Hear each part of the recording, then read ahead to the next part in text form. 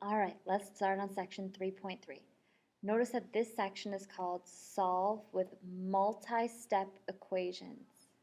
So when we see that multi-step, we know that things are going to happen a little bit differently. Let's go ahead with this example 1. It says, look at the side that the variable is on. What must be done before we can start getting the variable alone? Well, hopefully you can see right away that there are two t's in this problem, and we can never solve with two variables in the problem. We have to combine like terms before we can get that variable alone. So our first step here should be combine like terms. And then once we've combined those like terms, we will be able to get our variable isolated or alone. Notice that that balance line comes back, and because the 3t and the 5t are on the same side of the balance line, they can be combined. We don't have to do anything to get them to cross the balance line, so they can just be combined. Positive 3t and positive 5t give me 8t, and we keep that minus 5. We keep our equal sign, and we keep our 11, because we don't need to do anything there.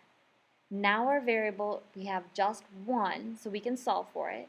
It's not alone. It's being multiplied by 8, and then we need to subtract 5. So we can undo those by using inverse operations.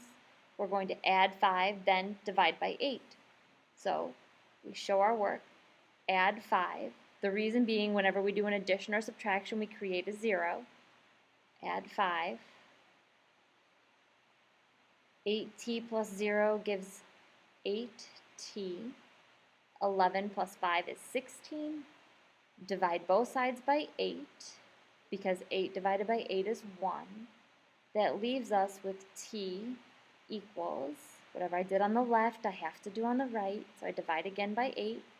16 divided by 8 is 2, so my t is equal to 2. And I could plug it back in and check my work. 3 times 2 plus 5 times 2 minus 5, is that equal to 11? 6 plus 10, that's 16 minus 5. Yep, that's definitely 11. Check, it worked. So example 2 is very similar, but different at the same time.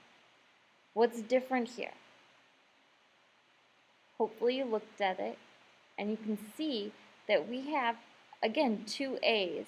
But this time that second a is stuck inside the parentheses. So to get rid of it, or to get them together in order to combine like terms, I actually have to distribute first. So that when I look at that, what must be done? There are two a's, and one is inside a grouping while the other is outside.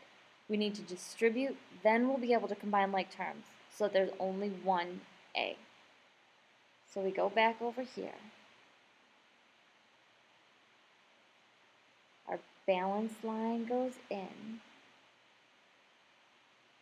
And we can multiply here.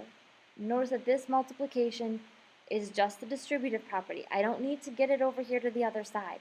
So no opposites, no division, all staying the same because I'm on the same side of the balance line. 5a was not part of the multiplication, so we keep it.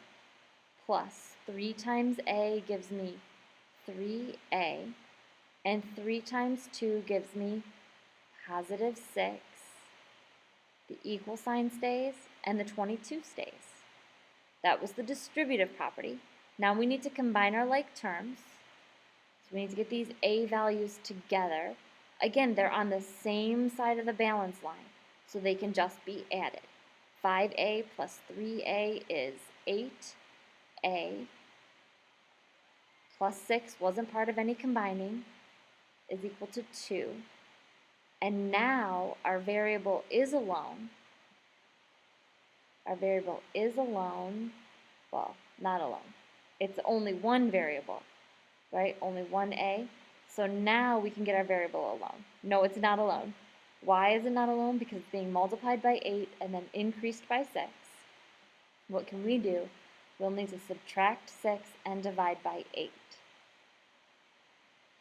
So those operations, we have to use them in inverse order. Subtract 6,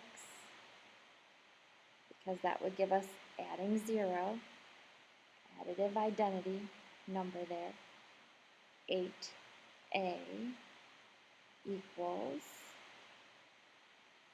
16. Use that division property because division property of equality. Whatever I do on the left, I have to do on the right. And we do 8 divided by 8 because 1a is what I was looking for. 16 over 8 becomes 2. So we get an a value of 2, and we can check our work. 5 times 2 plus 3 times 2 plus 2, does that equal 22? And I didn't leave myself enough space to go down. So that's really 10 plus 12, right? 3 times 4 is 12.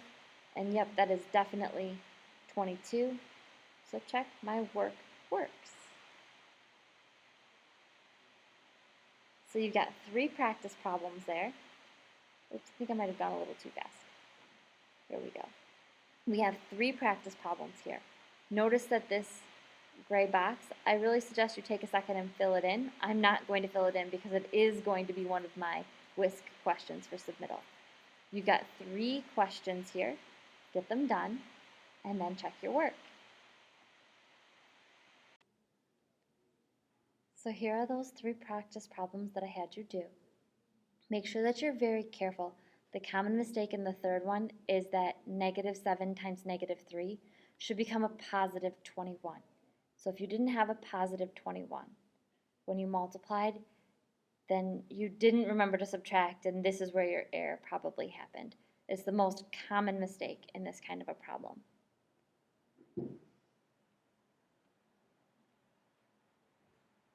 Now, example 3 is a special case where we have a fraction that needs to be distributed. I think I'm going to do that one in a separate video.